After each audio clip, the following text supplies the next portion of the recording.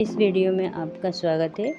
बच्चों, आज हम क्लास 12 विषय इतिहास के अति लघुत्तरी प्रश्न जो कि परीक्षा 2024 यूपी बोर्ड सीबीएसई बोर्ड में आने की संभावना है। ये बच्चों बहुत ही अति महत्वपूर्ण क्वेश्चन है। प्रश्न संख्या 1, सिंधु घाटी सभ्यता की नगर योजना पर प्रकाश डालें। हम देखेंगे कि इस क्वेश्चन को हम बहुत छोटे में और पॉइंट वाइज लिखने की कोशिश की है और ये क्वेश्चन अति लघुत्तरी है, तो इसीलिए इसको बहुत ही छोटे में लिखा जा सकता है। तो उत्तर नंबर 1 हम करेंगे। सिंधु घाटी सभ्यता में नगर की सड़कें एवं मकान सुनियोजित ढंग से बनाए जाते थे। पॉइंट नंबर 2, मकान बनाने में पक्की ईंटों का प्रयोग किया जाता था। पॉइंट नंबर 3, सड़कें समकोण पर काटती थीं।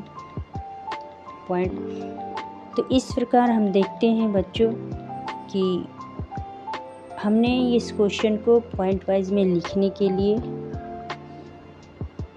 किया है और आप अपने एग्ज़ाम में अपने हिसाब से लिख सकते हैं। हमने इसको याद करने के लिए पॉइंट वाइज में कर दिया है। क्वेश्चन नंबर 2, सिंधु घाटी सभ्यता की 2 विशेषताएं बताइए। तो सिंधु घाटी सभ्यता की 2 विशेषताएं, एक सुनियोजित शहर, दूसरा सुदृढ़ जल निकासी व्यवस्था। प्रश्न संख्या 3, हड़प्पा लिपि पर एक संक्षिप्त टिप्पणी लिखें। बच्चों, सिंधु सभ्यता की हड़प्पा लिपि चित्रात्मक थी और इस क्वेश्चन को हम इजी बनाने के लिए इसको हमने पॉइंट वाइज में कर दिया है। नंबर 1, हड़प्पा लिपि चित्रात्मक थी। नंबर 2, इस लिपि में मूल चिन्ह 64 एवं 205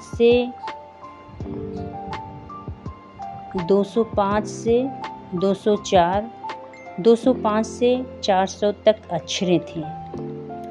पॉइंट नंबर 3, इस लिपि को शेलखंडी की आयताकार मुहरों एवं तांबों के गुटकों पर लिखा जाता था।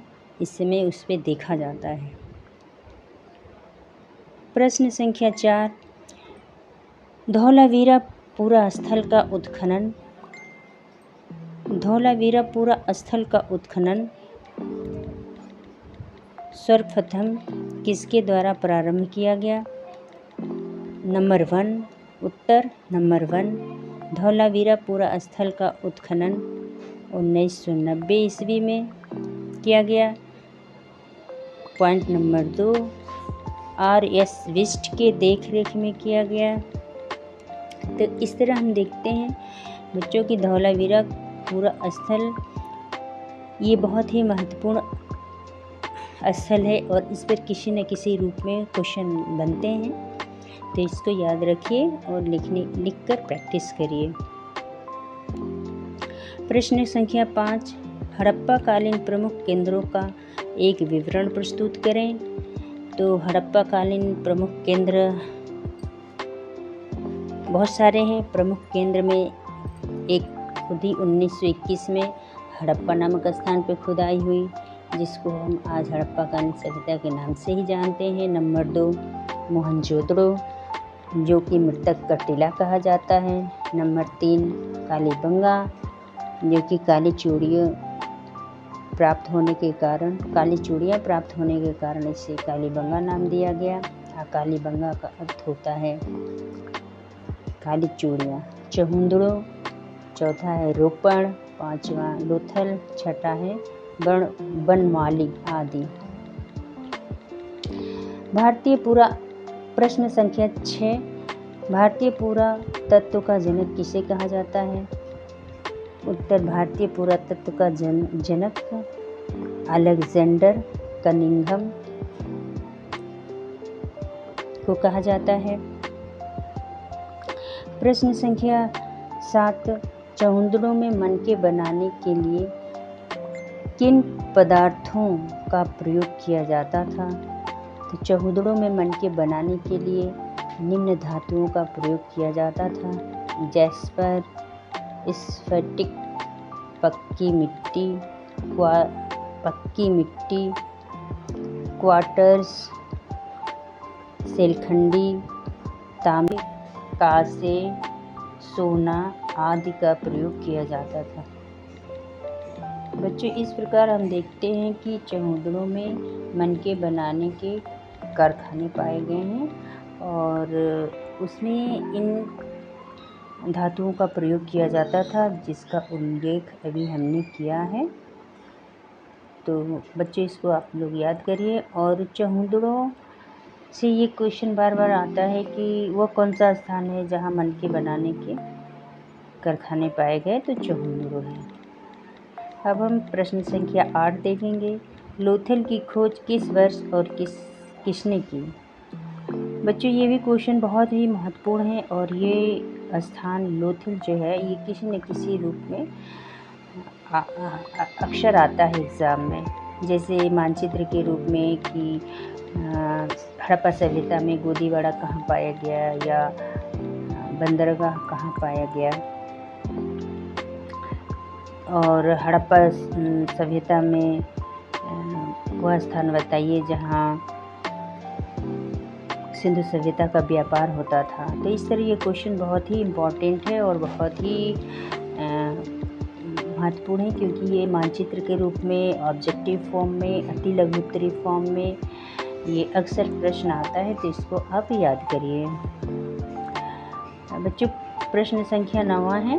कालीबंगा का शाब्दिक अर्थ क्या है? बच्चों, ये भी क्वेश्चन बहुत ही महत्वपूर्ण है।